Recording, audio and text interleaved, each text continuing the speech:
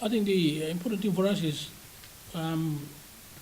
why don't we fully implement the MSG trade arrangement first, make it work, and reflect on it in a number of years' time, and see whether there's value to go into a total Pacific trading bloc, and then look at the value for a trading bloc with Australia and New Zealand. Right now, if we entered into such an arrangement, it'll be one-sided. All the goods will be coming from Australia and New Zealand into the Pacific market. At the moment, we are not really doing much trading with Australia and New Zealand. We can't even sell taro there. We have no capacity to sell our greens. It's all one-sided traffic, so what's the point of going into a trading arrangement with Australia and New Zealand? There's nothing to be gained for us, so rather than wasting time on it, let's focus on what's important for us, and that's the MSG in the trading bloc. I think there's mutuality in this one, and that's what we are going to focus our attention and efforts and our resources on. Until such that we are convinced that there is a mutual interest for all of us to look at that. I mean, that is a decision for Papua New Guinea. We are going to look at it as a new government. With the rest of the island states, it's up to you. You make up your own mind what you need to do with that. But for us, at this stage, I can't see any rationale for us to be part of that discussion leading to a trading bloc with the rest of the Pacific and Australia and New Zealand. There's simply no merit in that.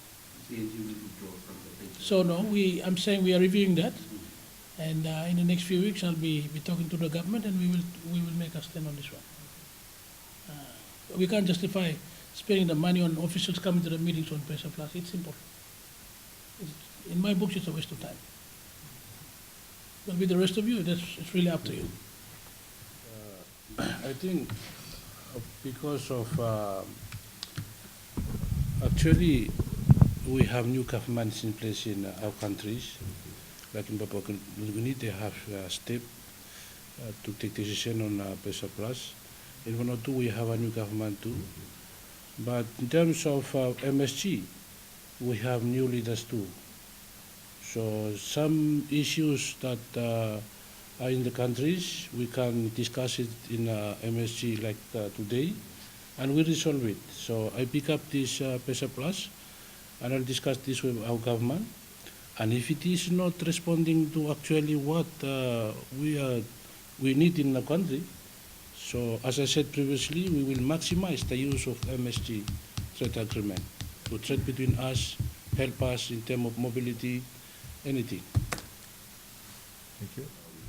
PACER Plus was triggered by the signature to the interim IPA agreement by Fiji and PNG in 2007.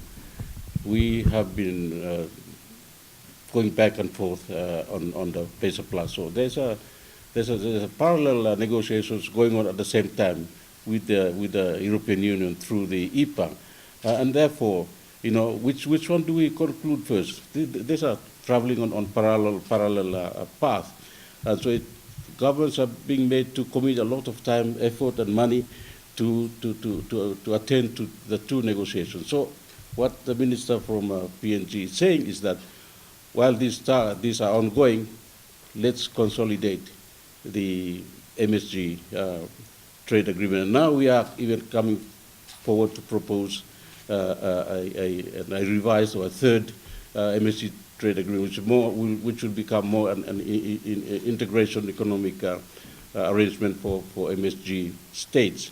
So that's moving another front, but at least we have proven ourselves since the MSG trade agreement became effective in 2011. The movement of goods and between the MSG states has picked up, and services has picked up. The skills movement scheme has been put in place, and we'll soon move into that. So I think what the minister is saying is, has merit.